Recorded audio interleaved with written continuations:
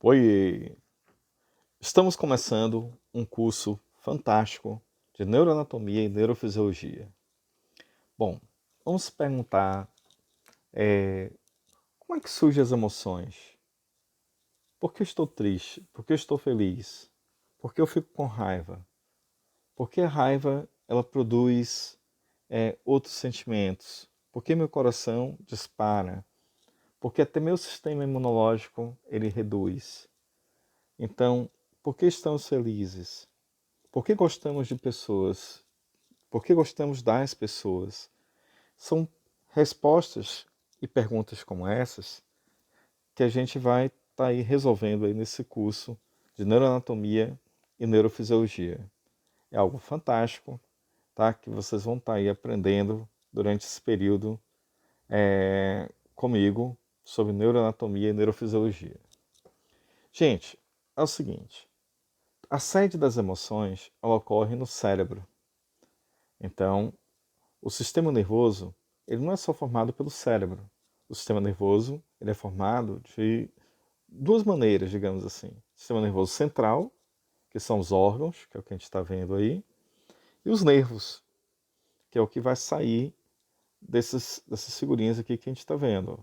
Então aqui é a medula espinhal, tá? E aí o que é que está saindo dela aqui são os nervos. Esses nervos é o que formaria o chamado sistema nervoso periférico. Então, o encéfalo, que é o que está dentro da cabeça, encéfalo, e a medula, que é o que é protegido pela coluna vertebral, tá? Aqui a gente está vendo a coluna vertebral e a gente vê que dentro dela, essa coisa amarela, é que vai ser a medula espinhal. Medula óssea é o que existe dentro de todo o osso, tá? Medula espinhal é a medula que vai existir dentro das vértebras, que aí juntas compõem a coluna vertebral, certo? Bom, então lá vai. O sistema nervoso ele se divide em dois, central, periférico, ok? Central são os órgãos, órgãos dentro da cabeça, encéfalo. Aí que a gente vai ter o cérebro, cerebelo, ponte, bulbo, tronco encefálico. Então, essas estruturas estão dentro do crânio, tá? Junto com o cérebro, encéfalo. O que é protegido pela coluna vertebral, medula espinhal. Vamos lá. Então, o que acontece aqui? Olha aí que lindo, olha que imagem fantástica para poder a gente entender isso aqui. Então, o cérebro, como vocês estão vendo, ele está ali, ó, cheio de partes, né, que a gente chama de lobos. É subdividido em lobos, que vamos estudar isso depois. Atrás do cérebro, conectado a ele, tem essa estruturazinha que vocês estão vendo aqui, chamada cerebelo. Fica colado ali naquela parte chamada lobo occipital, aquela partezinha azul, tá? E aqui tem mais partezinhas ainda do encéfalo, chamado mesencéfalo, a ponte e a medula oblonga, que também é chamado de bulbo. E que junto, essas três estruturas, chamadas mesencéfalo, ponte e bulbo, ou medula oblonga, aí formam o chamado tronco encefálico, certo? E aí agora vem a medula espinhal. Aí a medula, as regiões da medula, elas são classificadas de acordo com as vértebras. Então, vértebra cervical, pescoço, torácica, que é o tórax, e a lombar, tá? Que é a região que fica mais atrás do nosso corpo, né? E a região sacral, que é onde está os ossos, conectados aos ossos da bacia, né? Que é o chamado osso ilíaco. Bem, então essas são as regiões da medula, e essa é de uma certa forma aí uma organização de como seria esse sistema nervoso central. Tudo bem? Bem, toda essa parte que a gente está vendo, telencéfalo, diencéfalo, metaencéfalo, é o que nós estudaremos depois. A aula de hoje a gente vai se concentrar nas funções gerais do sistema nervoso e falar principalmente dos neurônios, tá? A ele que vai ser o foco da nossa aula. Então, o sistema nervoso, como vocês estão vendo aqui numa imagem de uma tomografia, então o que é que a gente percebe? Ó? Aí que o cérebro, é o que está aí de amarelo, junto atrás aí o cerebelo, as estruturas que falamos de tronco encefálico, okay, a gente está vendo em brainstem, e daí começa então, junto com as vértebras, aí começa então a medula espinhal, certo? Então essa é uma ressonância, né, aí de uma pessoa mostrando aí exatamente isso, né, o sistema nervoso central, focando no sistema nervoso central. Bom, de uma maneira geral, para que serve o sistema nervoso? Qual a função do sistema nervoso? Bom, a principal é responder ao ambiente externo, ou seja, estímulos do ambiente externo. Então, o ambiente externo e interno, eles interagem com o nosso corpo e a resposta para isso vai ocorrer através do sistema nervoso central, tá? Então, o sistema nervoso central é que vai dar essa resposta. A conexão para que isso aconteça vai ocorrer através dos nervos. Aí vocês vão aprender que existem dois tipos de nervos: os nervos que sentem, chamados sensitivos, e os nervos motores, que, nesse caso, a função deles é fazer essa resposta. E essa resposta, por exemplo, é a conexão ao músculo, tá? Então, e essa resposta também pode ser a conexão com uma glândula. Por exemplo, um estímulo de agressão, né? Ele vai estimular o sistema nervoso central, que é o sistema nervoso, então ele vai estimular uma glândula, chamada de glândula suprarrenal, e ela vai liberar adrenalina no sangue. Isso vai provocar a situação de estresse, o estresse fisiológico. Aí o coração vai bater mais rápido, a pupila vai dilatar, sua pele vai ficar mais branca, porque o sangue ele vai fugir aí da circulação periférica, tá? Então, isso que seria aí basicamente como a coisa funciona. Bora ver se eu fiz vocês entenderem bem isso aí. Quer dizer que existe via aferente, que é que está chegando, tá? Que é a via sensitiva, ela chega através de nervos sensitivos. E a resposta desse sistema nervoso é o que a gente chama de resposta motora, porque vai ser através de um nervo motor. Esse nervo motor é um nervo eferente, ele está saindo. E essa resposta pode ser para o músculo, tá? Fazer uma reação, ou, nesse caso, uma resposta para uma glândula, para uma parte, um órgão do seu corpo, para o coração, tá? Então, essa resposta é o resultado desse estímulo interno ou externo que aconteceu no nosso corpo, tá? Bem, então, de uma maneira geral, qual a função do sistema nervoso como um todo? O controle da musculatura esquelética, quer dizer que todo movimento que eu faço, ele está sendo produzido no cérebro. A gente vai aprender depois onde isso aí acontece. O controle da musculatura lisa, que quer dizer musculatura lisa, são os órgãos: estômago, intestino, útero, tá? Então isso que é musculatura lisa, é uma musculatura que a gente não consegue controlá-la. A gente não tem controle próprio, ou seja, são músculos involuntários, que a gente não manda neles, tá? Controle da secreção hormonal, que é a produção de hormônios. Controle da secreção exócrina, que é a produção de suor, por exemplo, a produção do leite materno, né? A excreção do leite materno. Bom, e aí a modulação de respostas imunológicas. Então, repare que a própria resposta imunológica depende do sistema nervoso.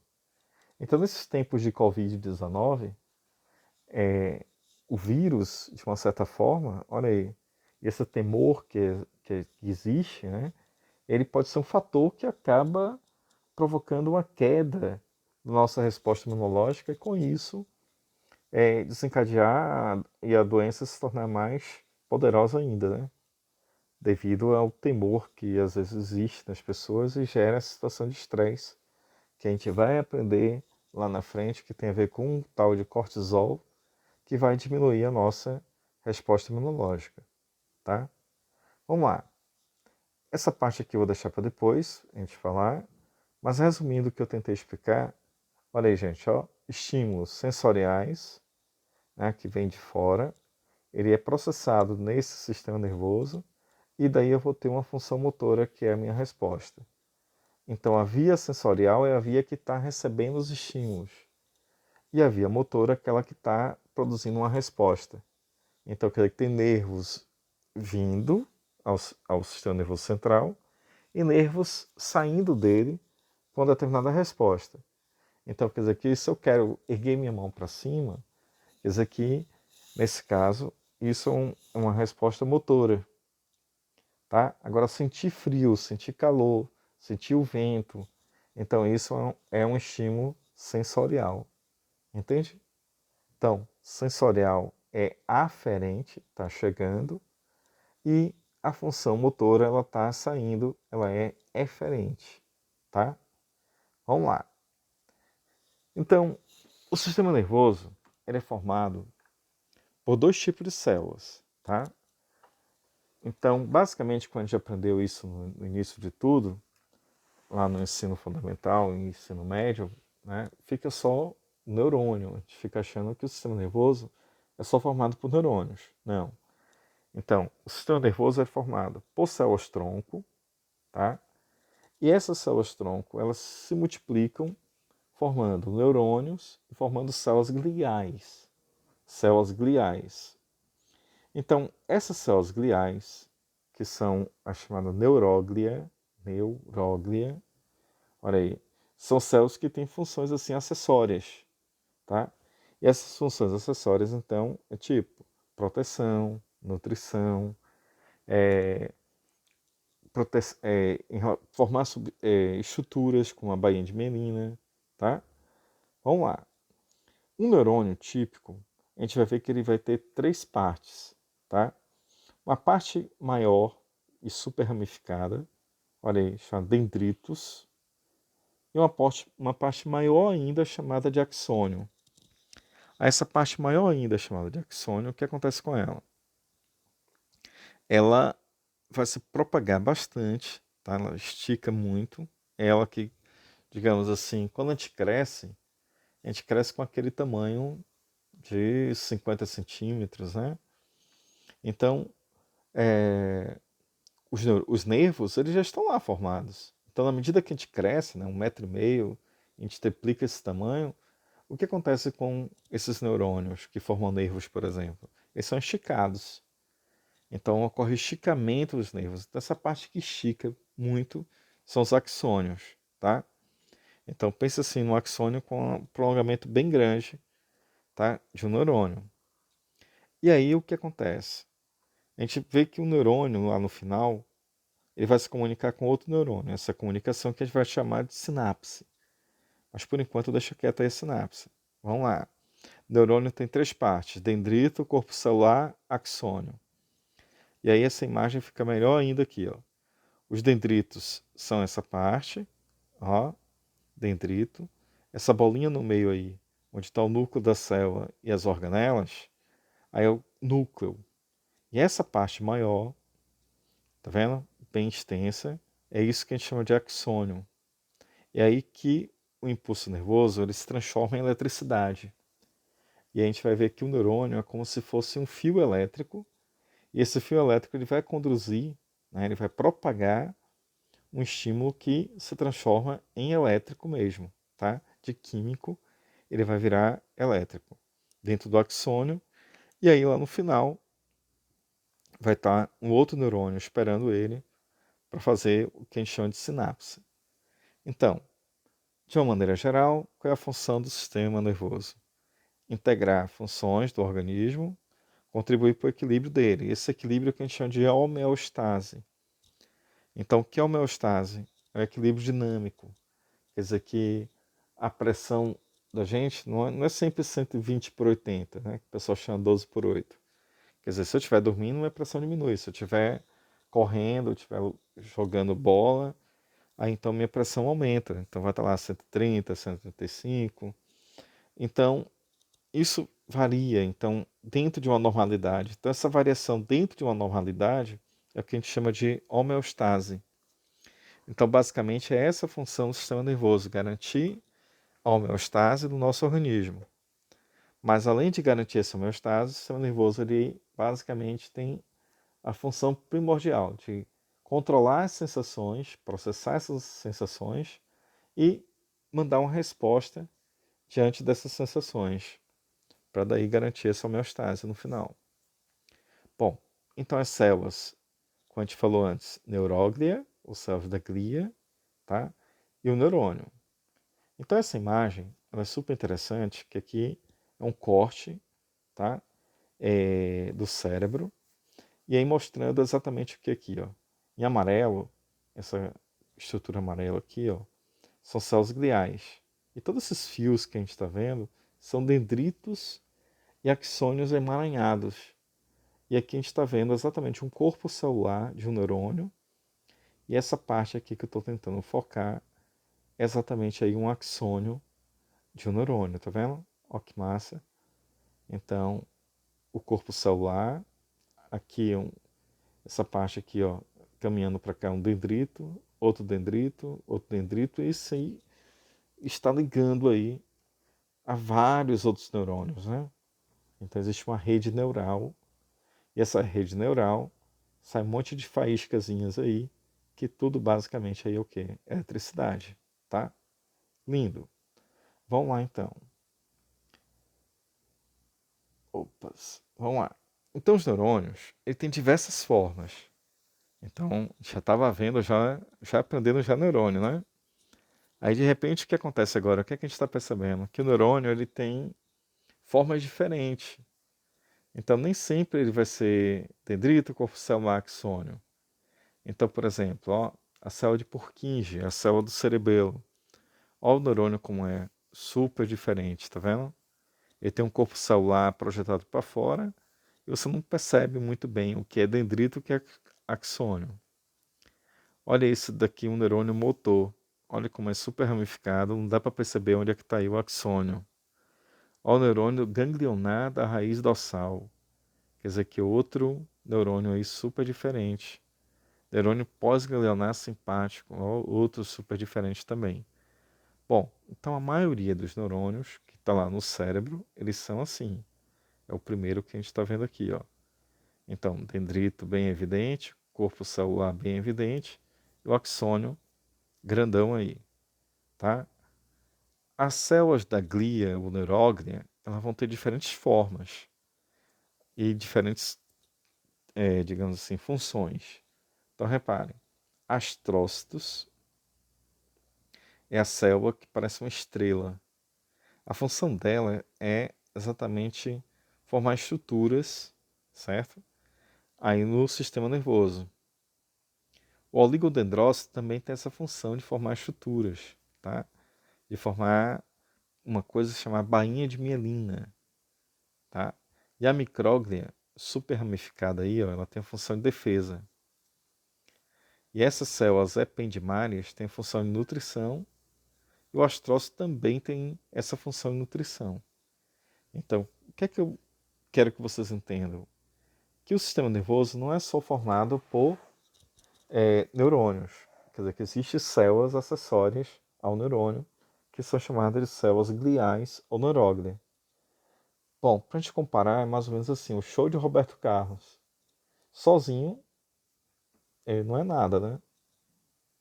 Mas ele tem que estar lá, acompanhado com um monte de gente para o show funcionar corretamente. Então tem que ter mais de 120 músicos para que o show aconteça, de fato, de uma forma, né, que seja realmente eficiente, que vale a pena.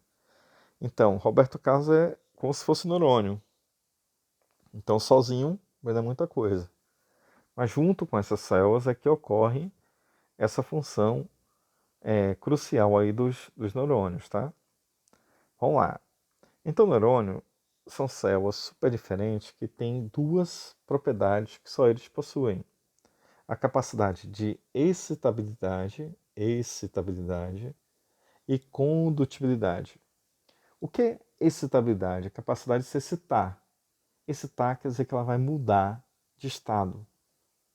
Então, quer dizer que o neurônio ele fica dentro dele negativo e fora dele fica positivo. Então, quando muda essa troca aí de sinais negativo e positivo, é que ocorre a excitação neuronal. que é uma corrente elétrica que é conduzida aí dentro do neurônio. E a condutibilidade é a capacidade de conduzir essa eletricidade de forma super eficiente. Então aí são as funções específicas aí do neurônio que só ele faz, tá? Então, de uma maneira geral, o que é que a gente vai perceber agora? Que o neurônio ele tem essa estrutura aí, ó, dendritos, captar estímulo, corpo celular, onde está o núcleo e as estruturas da célula, o axônio grandão, e essa coisa em amarelo que a gente está vendo é a chamada bainha de mielina. Então, a bainha de mielina ela é super importante porque ela vai aumentar a velocidade de condução do impulso nervoso. Ou seja, fazer com que esse impulso nervoso ele caminhe numa velocidade muito, muito rápida devido a essa estruturazinha que a gente está vendo. Aí repare que a bainha de mielina não é contínua, ela é descontínua, quer dizer que há espaços e isso vai fazer com que o impulso nervoso ele ocorra de forma saltatória, tá? E isso é super importante a gente já saber aqui agora. Então, a bainha de mielina, ela acelera tanto o impulso nervoso, tá? Que essa velocidade ela chega a ser 1000, ou seja, 100 metros por segundo.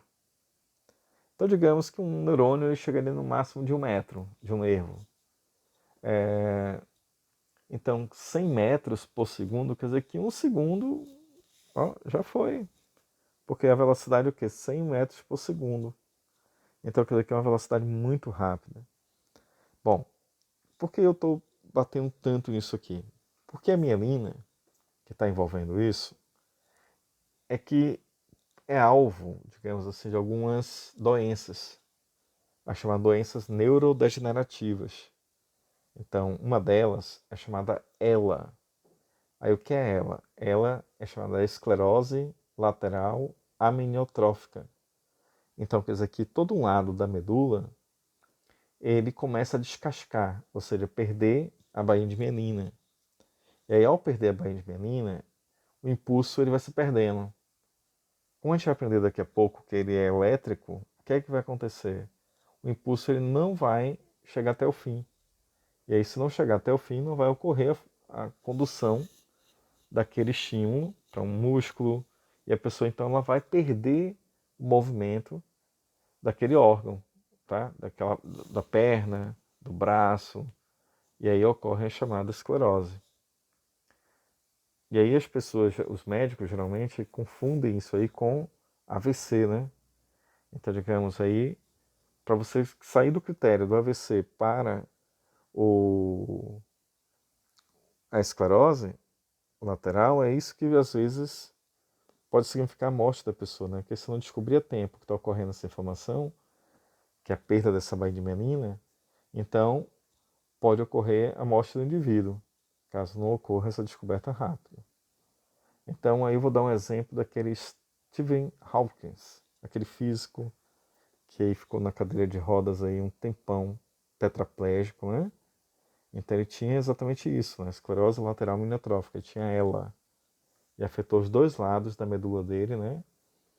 E aí ele viveu muito tempo, né? Cerca de 50 anos daquela forma, tá? Mas porque foi descoberto a tempo que o que ele tinha. Vamos lá.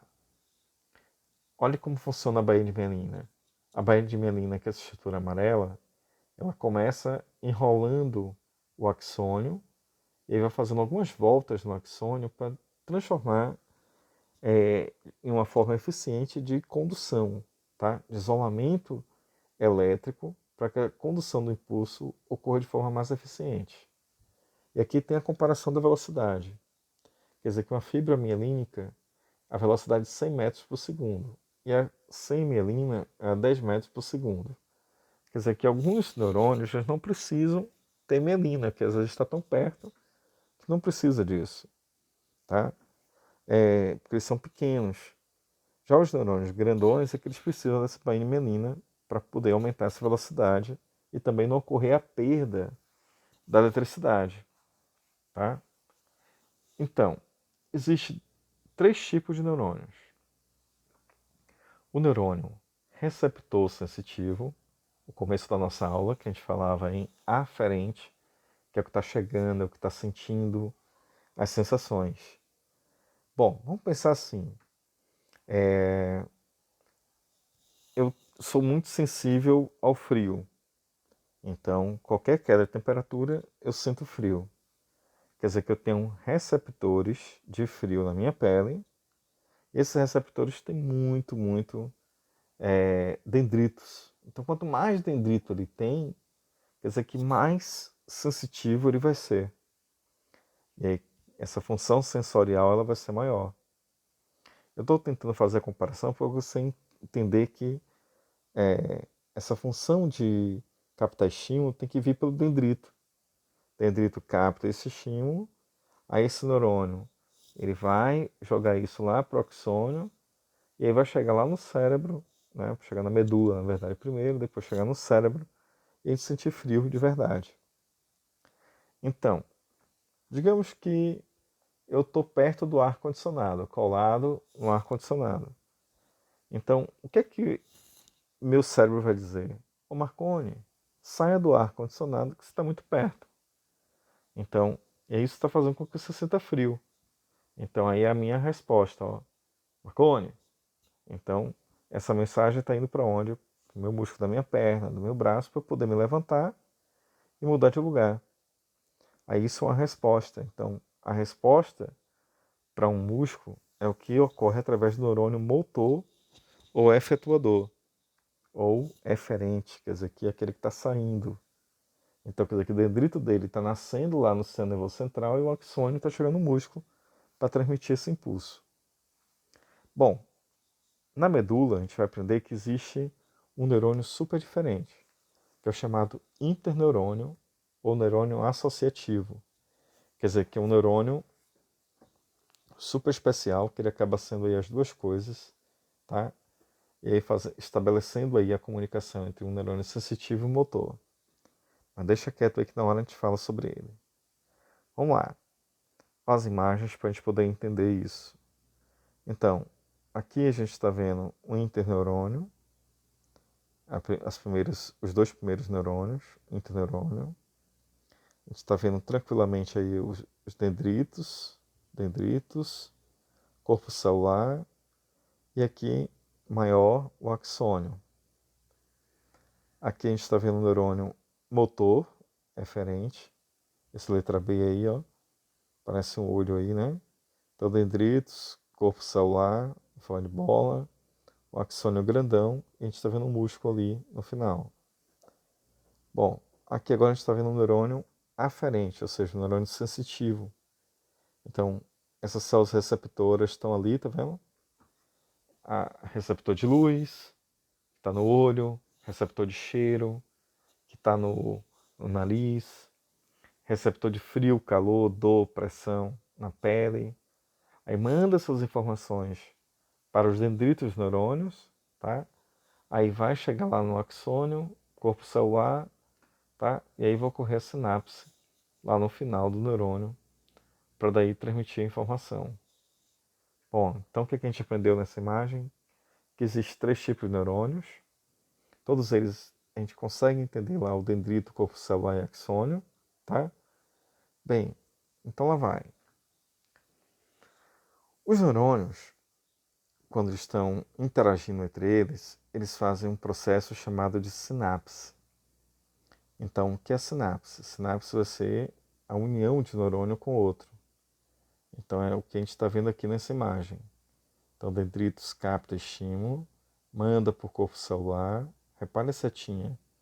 Aí vai passar aqui o axônio, que se ramifica para se ligar ao dendrito do outro neurônio. Quando se liga ao dendrito do outro neurônio, é aí que está ocorrendo o quê? A sinapse. Tudo bem? Vamos lá. Mais diferenças aí de neurônios para vocês verem aí, ó.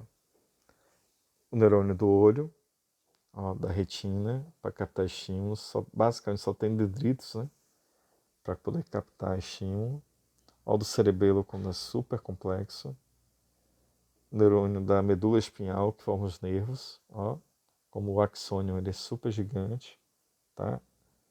Bem, vamos lá. Vamos ver se a gente já está bem aí. Agora a gente vai para a parte mais difícil da aula. E aí eu vou dar uma pausa para a gente poder entender essa parte mais difícil em outra aula, tá?